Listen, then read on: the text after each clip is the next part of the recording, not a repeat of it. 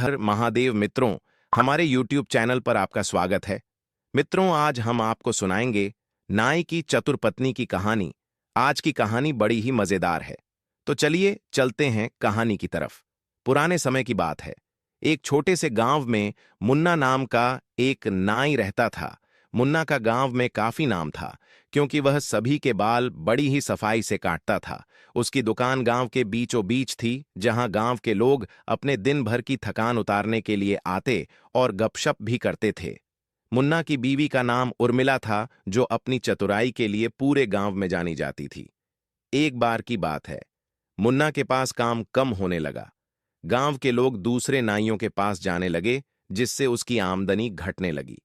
मुन्ना चिंता में था कि अब घर कैसे चलेगा। उसने उर्मिला से अपनी चिंता साझा की। उर्मिला ने उसकी परेशानी को ध्यान से सुना और कुछ देर सोचने के बाद बोली कि तुम कल कुछ नया करने की सोचो। बाल काटने का तरीका थोड़ा बदल दो, और अगर लोग कुछ खास मांगे तो उन्हें नए अंदाज में सेवा दो। मुन्ना थोड़ा हिचकिचाया, फिर उसने सोचा कि उर्मिला की बातों में दम है। अगले दिन जब पहला ग्राहक आया, तो मुन्ना ने उर्मिला की सलाह मानी और नए अंदाज में बाल काटे। साथ ही उसने ग्राहकों से हंसी मजाक भी शुरू कर दिया। यह नई तरकीब लोगों को बहुत पसंद आई और धीरे धीरे उसकी दुकान पर फिर से भीड़ जुटने लगी। लेकिन कहानी यहीं खत्म नहीं होती है। गांव का जमींदार मुन्ना के काम की तारीफ सुनकर उसे अपने घर बुलाना चाहता था, पर जमींदार के साथ एक समस्या थी। उसकी दाढ़ी बहुत बड़ी और घनी थी, जिसे कोई भी सही तरीके से नहीं काट पाता था। मुन्ना इस काम से डर रहा था, क्योंकि जमींदार को खुश ना कर पाना उसके लिए बड़ी मुसीबत बन सकता था। मुन्ना फिर से सोच में डूब गया, लेकिन उर्मिला ने उसे दिलासा दिया। उसने कहा, तुम सिर्फ काम करो, बाकी मैं संभाल लूंगी। जमींदार का काम इतना कठिन नहीं है जितना तुम सोच रहे हो। जमींदार का संदेश आया और मुन्ना से कहा गया कि वह अगले दिन सुबह सुबह जमींदार के महल में हाजिर हो जाए। मुन्ना इस बार बहुत घबराया हुआ था, लेकिन उर्मिला ने उसे ढांढस बंधाया और कहा, तुम सिर्फ वही करना जो मैं कहती हूं, और किसी बात की चिंता मत करना। अगले दिन मुन्ना उर्मिला की बातों को मन में लिए जमींदार के महल पहुंचा। जब वह वहां पहुंचा, तो देखा कि जमींदार दरबार में बैठा हुआ है, और उसकी दाढ़ी देखकर मुन्ना की सांस थम गई। उसकी इतनी घनी दाढ़ी थी कि मुन्ना को लग रहा था कि इसे काटते काटते उसकी उम्र गुजर जाएगी। परंतु उर्मिला ने उसे खास हिदायत दी थी, तो उसने काम शुरू किया। मुन्ना ने जमींदार की दाढ़ी को सहेज कर काटने की कोशिश की, लेकिन दाढ़ी इतनी उलझी हुई थी कि उसकी कोशिशों का कोई असर नहीं हुआ। जमींदार के चेहरे पर चिड़चिड़ाहट साफ झलक रही थी। वह बार बार मुन्ना को घूरता और पूछता, क्या तुम्हें यह काम आता भी है? मुन्ना को अब समझ में नहीं आ रहा था कि क्या करें, लेकिन तभी उसने उर्मिला की हिदायत याद की। उसने जमींदार से कहा, हुजूर, आपकी दाढ़ी तो बहुत ही शानदार और अनोखी है। इसे काटने से पहले मुझे थोड़ा समय दीजिए, ताकि मैं कुछ खास तैयारी कर सकूं। इस दाढ़ी के लिए मुझे एक विशेष औजार की जरूरत है, जो सिर्फ मेरी पत्नी के पास है।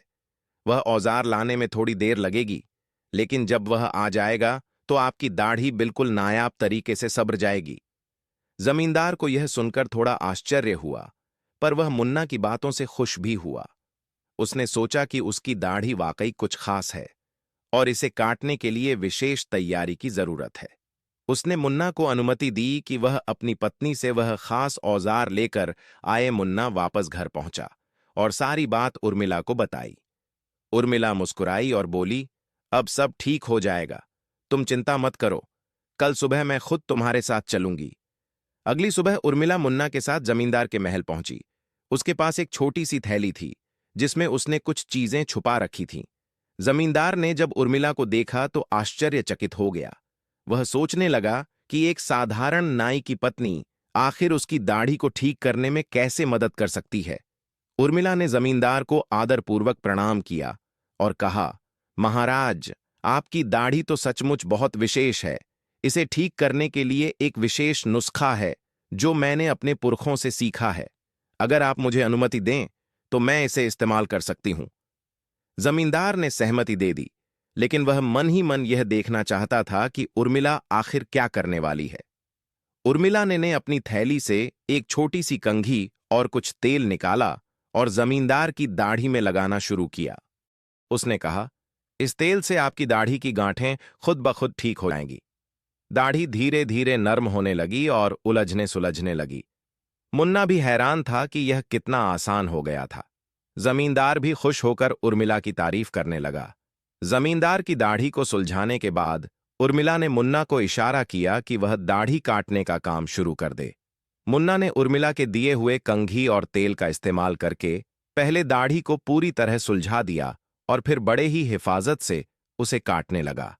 जमींदार का चेहरा धीरे धीरे संतोष से भरने लगा, क्योंकि वह महसूस कर रहा था कि उसकी दाढ़ी पहले से कहीं अधिक खूबसूरत दिखने वाली है।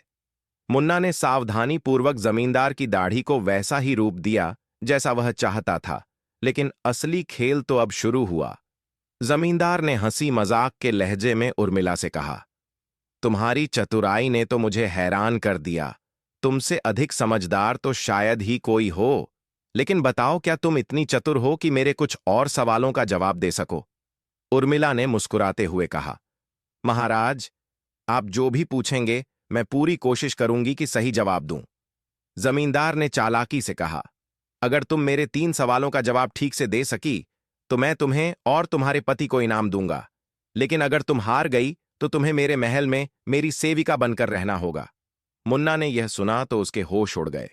वह सोचने लगा कि उर्मिला ने अनजाने में बड़ी मुसीबत मोल ले ली, पर उर्मिला शांत थी। उसने जमींदार की चुनौती स्वीकार कर ली। जमींदार ने अपने पहले सवाल के बारे में सोचा और फिर कहा, पहला सवाल यह है कि इस दुनिया में सबसे तेज दौड़ने वाली चीज क्या है? उर्मिला कुछ देर सोचने लगी और फिर बोली, महाराज, सबसे तेज दौड़ने वाली चीज इंसान की सोच है। सोचने की गति इतनी तेज होती है कि वह एक पल में किसी भी जगह जा सकती है। कोई घोड़ा, कोई हवा, कोई जानवर सोच से तेज नहीं हो सकता। जमींदार उर्मिला के जवाब से प्रभावित हुआ, लेकिन वह इसे जाहिर नहीं करना चाहता था। उसने फिर से सोचा और दूसरा सवाल पूछा। दूसरा सवाल है, इस दुनिया में सबसे भारी चीज क्या है? उर्मिला ने फिर थोड़ी देर सोचा और बोली, महाराज, सबसे भारी चीज इंसान का वचन होता है। जब कोई वचन देता है तो उसे निभाना सबसे कठिन काम होता है। वचन का बोझ सबसे अधिक भारी होता है, क्योंकि उसे तोड़ना आपकी इज्जत और ईमानदारी को तोड़ने के समान होता है। जमींदार ने यह जवाब सुनकर गंभीरता से सिर हिलाया। अब वह जान गया था कि उर्मिला कोई साधारण महिला नहीं है। वह तीसरे और अंतिम सवाल पर आया। उसने मुस्कुराते हुए कहा, अंतिम सवाल, इस दुनिया में ऐसा क्या है जो हर इंसान को चाहिए लेकिन कोई उसे कभी पा नहीं सकता? उर्मिला थोड़ी देर के लिए चुप रही और फिर मुस्कुराते हुए बोली, महाराज, हर इंसान को संतोष चाहिए, लेकिन उसे कोई पूरी तरह कभी पा नहीं सकता। इंसान की इच्छाएं कभी खत्म नहीं होती। वह एक चीज पा लेता है तो दूसरी की लालसा शुरू हो जाती है। इसलिए संतोष वह चीज है जो सबको चाहिए, लेकिन कोई उसे पूरी तरह हासिल नहीं कर पाता। जमींदार यह सुनते ही हैरान रह गया। उसने कभी नहीं सोचा था कि उर्मिला इतने बुद्धिमान जवाब देगी। वह अपनी हार मानते हुए बोला, तुमने मेरे तीनों सवालों का सही जवाब दिया। अब मैं वादा करता हूं कि तुम्हें और तुम्हारे पति को एक बड़ा इनाम दूंगा। जमींदार ने अपनी हार स्वीकार कर ली और उसने मुन्ना और उर्मिला को महल के भीतर बुलाया। महल की भव्यता देखकर मुन्ना और उर्मिला दोनों ही हैरान थे, लेकिन उर्मिला के चेहरे पर एक संतोषजनक मुस्कान थी। जमींदार ने उन्हें दरबार में बैठने का आदेश दिया और कहा, तुम दोनों ने अपने हुनर और बुद्धिमानी से मुझे बेहद प्रभावित किया है। अब मैं वादा करता हूं कि मैं तुम्हें वह इनाम दूंगा जिसके तुम हकदार हो। जमींदार ने अपने सेवकों से कहा कि वह खजाने से सोने की एक थैली लेकर आए। कुछ ही देर में सेवक सोने के सिक्कों की थैली लेकर आया और जमींदार ने उसे उर्मिला और मुन्ना को सौंपते हुए कहा, यह तुम्हारी मेहनत और चतुराई का इनाम है। लेकिन सिर्फ इतना ही नहीं, अब से तुम्हारे परिवार के पास इस गांव में जो भी जमीन तुम चाहो वह तुम्हारी होगी। मुन्ना के तो पैर जमीन पर नहीं थे। इतना बड़ा इनाम मिलने की उसने कभी कल्पना भी नहीं की थी। वह अपनी पत्नी की ओर देखता हुआ बस मुस्कुरा रहा था। उर्मिला ने जमींदार का धन्यवाद किया, लेकिन उसकी चतुराई यहीं खत्म नहीं हुई थी। उर्मिला ने विनम्रता से कहा, महाराज, आपका यह इनाम हमारे लिए बहुत बड़ी बात है, लेकिन मैं एक और विनती करना चाहती हूं। गांव में कई ऐसे लोग हैं जो गरीब हैं और उनकी जिंदगी मुश्किलों से भरी है। अगर आप चाहें तो इस इनाम का कुछ हिस्सा उनके लिए भी रख सकते हैं। ताकि उनके जीवन में भी कुछ बदलाव आ सके। जमींदार उर्मिला की इस विनम्रता और दयालुता से और भी अधिक प्रभावित हुआ। उसने कहा, तुम्हारी सोच वाकई महान है और तुम्हारे जैसे लोग बहुत कम होते हैं। मैं वादा करता हूं कि मैं गांव के गरीबों की मदद करूंगा और तुम्हारे कहे अनुसार उन्हें भी कुछ हिस्सा मिलेगा। यह सुनकर मुन्ना और उर्मिला की खुशी दोगुनी हो गई। गांव में यह बात तेजी से फैल गई कि मुन्ना की पत्नी ने जमींदार को अपनी चतुराई और दयालुता से मोहित कर दिया है। उर्मिला की तारीफ हर घर में हो रही थी। लोग उसकी सूझबूझ और बुद्धिमानी की कहानियां सुनाने लगे। मुन्ना और उर्मिला का जीवन अब पहले से काफी बेहतर हो गया था। मुन्ना की दुकान पर अब और भी अधिक लोग आने लगे, क्योंकि वे न केवल उसकी कला बल्कि उसकी पत्नी की चतुराई के भी कायल हो गए थे। दोनों मिलकर गांव के लोगों की मदद भी करने लगे और धीरे धीरे उनका नाम पूरे इलाके में फैल गया। इस तरह उर्मिला की चतुराई और मुन्ना की मेहनत ने उन्हें न केवल सम्मान और धन दिलाया, बल्कि गांव में उनकी अलग पहचान बना दी। पुराने समय की बात है। एक नगर में एक नाई रहता था। वह राजा के यहाँ नौकरी करता था। फिर राजा के यहाँ से जो मिल जाता, उसी में उसकी जिंदगी व्यतीत होती। वह अपनी पत्नी के साथ एक छोटी सी कुटिया में रहता था। जैसे कि मनुष्य की प्रकृति होती है कि हर मनुष्य धन पाना चाहता है, उसी तरह वह नाई भी धनी बनना चाहता था। वह अक्सर अपनी पत्नी से कहता, भाग्यवान, बचत करना सीखो। बचत करोगी तो हमारे पास कुछ धन इकट्ठा होगा। जब धन होगा तो तुम्हारे लिए स्वर्ण हार लाऊंगा। मैं चाहता हूं कि तुम एक धनी की पत्नी जैसी दिखो। तब उसकी पत्नी ने बचत करनी शुरू कर दी और जल्दी ही उनके पास कुछ धन इकट्ठा हो गया। तो दोनों सुनार के पास गए और उससे सोने का एक हार खरीद लाए। हार को देखकर नाई की पत्नी बहुत खुश होती। तब नाई ने अपनी पत्नी से कहा, इस हार को पहनकर तो तुम सचमुच ही किसी बड़े घर की बहू लगती हो। यह सुनकर नाई की पत्नी शर्मा गई, मगर फिर भी नाई को संतोष नहीं हुआ। वह और अधिक धन पाना चाहता था। एक दिन वह अपने किसी मित्र के पास गया था। वापस लौटते समय एक जंगल पड़ता था। थकान के कारण वह नाई आराम करने के लिए एक पेड़ के नीचे बैठ गया। वह अभी भी धन के विषय में ही सोच रहा था। तभी एक आवाज आई, नाई, ओ नाई, तुझे धन चाहिए? नाई ने ऊपर देखा। यह आवाज उसने पेड़ से आती सुनी थी। नाई ने आवाज के उत्तर में कहा, हाँ, मुझे धन चाहिए, खूब सारा धन। आवाज ने पूछा, सच में धन चाहिए? नाई ने हाँ हाँ में उत्तर दिया। आवाज ने कहा, जाओ, अपने घर चले जाओ। वहां पर 7 घड़े धन से भरे हुए तुम्हारा इंतजार कर रहे हैं। इतना सुनते ही नाई सरपट अपने घर की ओर दौड़ चला गया। घर पहुंचकर उसने देखा कि उसके घर में 7 घड़े रखे हुए हैं। उसने एक घड़े का ढक्कन हटाकर देखा तो उसकी आंखें चौंध गईं। घड़ा ऊपर तक सोने से भरा था। वह खुशी से चिल्ला पड़ा, भाग्यवान, ओ भाग्यवान, जल्दी आओ। उसकी पत्नी जल्दी से उस कमरे में आई। नाई की पत्नी घड़े का ढक्कन हटाकर देखने लगी। साथ ही साथ वह गिनती जा रही थी कि 2 3 4 5 6 7। यह क्या, 7वां घड़ा तो आधा खाली है। इसका धन कहाँ गया? नाई की पत्नी ने नाई से कहा, क्या कह रहे हो? 7वां घड़ा खाली कैसे है? नाई आश्चर्य से बोला। फिर कुछ देर सोचने के बाद पुनः बोला, भाग्यवान, लगता है यह घड़ा ऐसे ही हमारे घर आया है। अब हमें यह चिंता करनी चाहिए कि यह घड़ा कैसे भरे। तुम ऐसा करो कि अब और ज्यादा खर्च में कमी कर दो। खाने पीने पर हम ज्यादा ही खर्च करने लगे हैं और अपने गहने भी मुझे दे दो। गहने क्यों? स्वामी, उन्हें गिरवी रखकर इस घड़े में भरना है।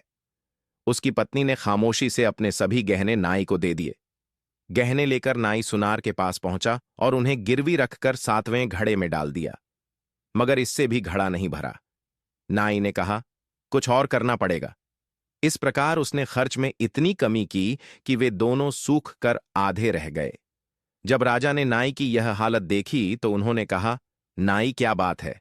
आजकल तुम कुछ ज्यादा ही चिंतित और थके हुए प्रतीत हो रहे हो। नहीं महाराज, ऐसी कोई बात नहीं है, बस घर के खर्चों की वजह से कुछ परेशान हूं, नाई ने उत्तर दिया। राजा ने कहा, तो ठीक है, आज से हम तुम्हारी तनख्वाह दुगनी कर देते हैं। राजा ने उसकी तनख्वाह दुगनी कर दी, मगर इस पर भी नाई का 7वां घड़ा नहीं भरा। वह और ज्यादा चिंतित रहने लगा। एक दिन अचानक ही राजा ने पूछा, क्यों नाई, तुम्हारी परेशानी का कारण धन का 7वां घड़ा है? ना जी महाराज, आपको कैसे पता? नाई ने आश्चर्य से पूछा। राजा हंसते हुए बोले, नाई, वे 7 घड़े एक बार मुझे भी दिए गए थे, लेकिन मुझे जल्दी ही यह समझ आ गया कि सातवां घड़ा कभी नहीं भरता। तब मैं उसी पेड़ के पास गया और उस आवाज से कहा कि यह घड़ा हमेशा खाली रहता है। आवाज ने मुझे बताया कि वह घड़ा तृष्णा का है और वह कभी नहीं भरता। जितना तुम उसमें डालोगे वह हमेशा खाली ही रहेगा। राजा ने समझाया, उस घड़े की खासियत ही यही है कि वह तृष्णा का प्रतीक है। चाहे जितना धन उसमें डालो वह कभी भरेगा नहीं और तुम्हारी लालसा कभी खत्म नहीं होगी। इसीलिए मैं तो उन घड़ों को वापस कर आया, लेकिन लगता है कि अब तुम उसकी चपेट में आ गए हो। नाई ने निराश होकर कहा, महाराज, आपने सच कहा। सातवां घड़ा तो सच में कभी नहीं भरेगा। राजा ने नाई को सलाह दी, तुम उसी पेड़ के पास जाकर उस आवाज से कहो कि वह घड़े वापस ले ले, वरना तुम इसी तरह लालच में फंसते रहोगे और तुम्हारी पूरी जिंदगी इसमें बर्बाद हो जाएगी। राजा की बात सुनकर नाई बहुत डर गया। वह तुरंत जंगल में उस पेड़ की ओर दौड़ा। पेड़ के पास पहुंचकर उसने उस आवाज से सातों घड़े वापस लेने को कहा। आवाज ने जवाब दिया, ठीक है, मैं ले लेती हूं। तब संतुष्ट होकर नाई वापस अपने घर लौट आया। जब उसने घर जाकर देखा तो उसकी पत्नी रो रही थी और सातों घड़े गायब थे। साथ ही उनके द्वारा जमा किया गया सारा धन भी, जो उन्होंने उन घड़ों में डाला था, चला गया था। नाई समझ गया कि उसकी अतृप्त तृष्णा ने उसकी मेहनत को भी मिट्टी में मिला दिया था। अब उसे यह एहसास हुआ कि लालच की कोई सीमा नहीं होती और तृष्णा का कोई अंत नहीं होता। उसने अपनी पत्नी से कहा, यह सच है कि लालच से कुछ भी हासिल नहीं होता। हमारी तृष्णा ने हमें बर्बादी की ओर धकेल दिया। अब हमें सादगी से जीवन बिताना होगा। मित्रों, अगर आपको हमारी यह कहानी पसंद आई हो तो कृपया इसे लाइक और शेयर करें। हमारे चैनल को सब्सक्राइब करना ना भूलें और बेल आइकन को दबाएं ताकि आपको हमारी सभी नई कहानियों का नोटिफिकेशन मिल सके। चलिए फिर मिलेंगे एक नई कहानी के साथ। तब तक के लिए धन्यवाद। जय श्री राम।